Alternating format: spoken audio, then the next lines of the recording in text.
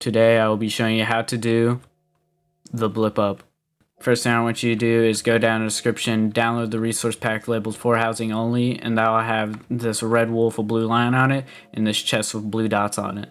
The reasons you'll want these blue dots and blue lines is because these will be very useful for guiding you in where you want to land, where you want to start whenever you're doing a Blip Up. So if you're here just for the basic Blip Up, I'll get that out of the way first. Alright, first thing you need to know before doing the basic Blip Up is what jamming is. Jamming is just when you press W and spacebar at the same time. So look at the keystrokes, I press them at the same time, and then that's a jam. So what you do with this knowledge of the jam is you go over to the ender chest, you look about right in the middle. Since there's an even amount of pixels, there's 2 pixels you can be for in the middle. So you just look down here, if you're using the guide pack, just look where these 2 blue pixels are. You jam, and you should be able to do a Blip Up every time.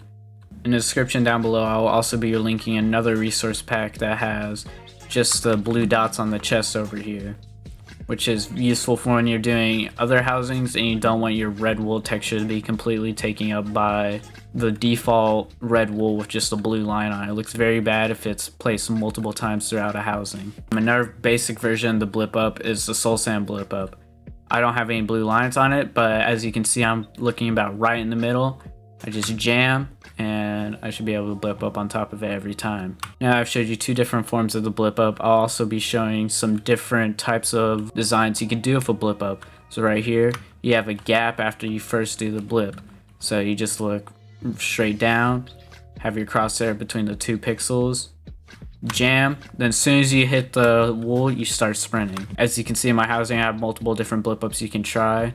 In order to visit, just do /visit Taevion, and you'll be able to try all these different types of Blip Ups. I have a little parkour section over here. You can try and get on the parkour leaderboard. One last Blip Up I will teach you before you go, a setup for it is this diagonal Blip Up right here.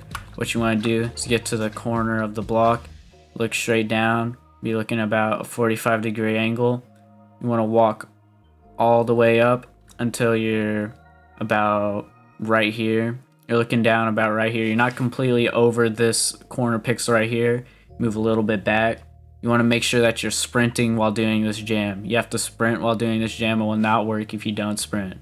So you do a sprint jam, and then you should always be able to land on this diagonal Neo every single time. The reason I think it's important to download the resource pack I linked down below is because these blue lines that I place on the red wool for me really helped.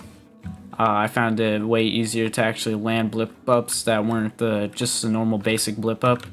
It's very useful for whenever you're trying different types of blips and different types of setups for them. And I found it really helpful in just learning different types of ways you can do a Blip Up. Closing statements I have is to do /visit Taevion and housing, because I have multiple different Blip Ups designs that you can try, which really help you master the Blip Up and really understand why you are blipping up.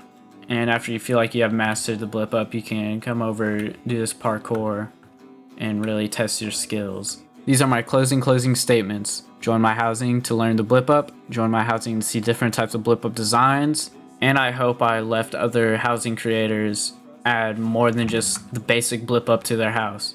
Alright, see you guys in the next video.